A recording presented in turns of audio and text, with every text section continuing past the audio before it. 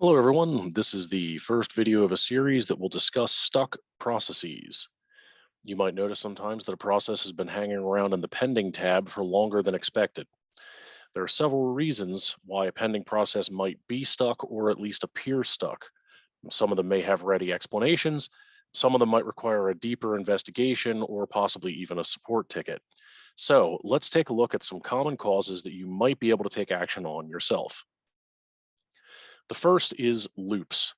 There are really two ways that loops can be included in your process, either on the canvas or within a script, such as a Groovy or a JavaScript. If a loop has recently been updated or if some unusual data has entered the flow, it's possible to end up in either an endless loop that will have the appearance of a hang or just a very long loop if the exit condition does not come up for some time. In the case of an endless loop, this will usually run until you end up with a Stack Overflow error. It will not last forever. That stack will get run out sooner or later. But even if it isn't endless, it might take a large number of iterations to complete, and it's going to delay the process. So make sure your exit conditions are very carefully selected. Make sure that you can hit the exit condition, and that there isn't a situation where something might come down the pike that has it stay in this loop for a very long time. Very frequently, long running processes, in a case where a loop is involved, the loop ends up being the culprit. Next possibility is low memory. Um, so a low memory condition, you may have seen this before in your logs. And now you can either find this in the container log for a standalone atom or a molecule. But if you're on the a cloud, a private cloud, you'll be able to see this by going to the runner log, going to the actions gear icon of the stuck process, going to view extended information, and clicking download execution artifacts.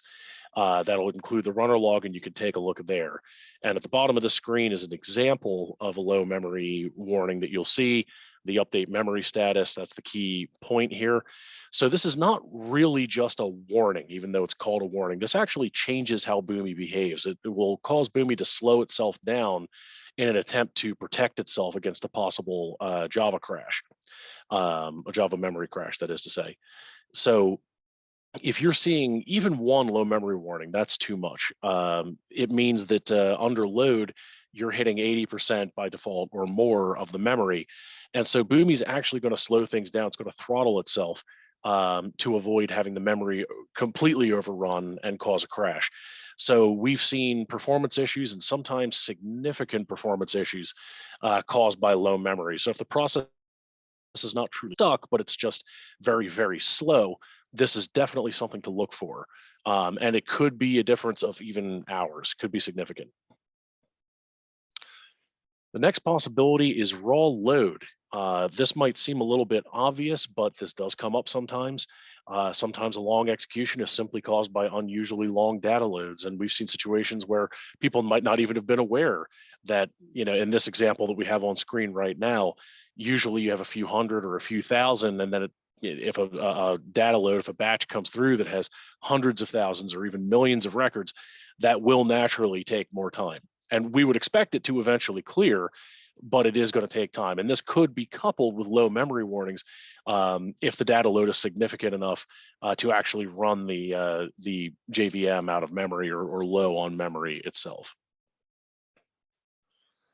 Finally, another option here is disk latency. Now, we don't really have time to get into the details here in the span of this video, but there will be a later video in the series that will cover this in more detail. But it is possible to have file share latency slow down a process enough to give it the appearance of a hang. So that is really it for the, shall we say, user serviceable versions of a stuck process. If there isn't a ready explanation, if it isn't one of these, or we can't figure out why it seems to be hanging out there, if it's taking hours more than you think, or possibly even not completing, then it might be something deeper under the hood. It might be something that requires a support ticket. And if that's the case, very key point is we want to make sure to gather data before terminating the process execution.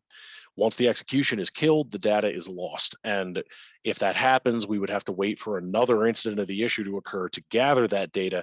And obviously, we don't want to have any more incidences where a process hangs. then we have to. It's far better to get it the first time. The next video in this series is going to cover what does support need? What should we gather before you go ahead and kill this process? So we'll be back, and I'll talk to you later in that video. Thank you very much. Have a good one.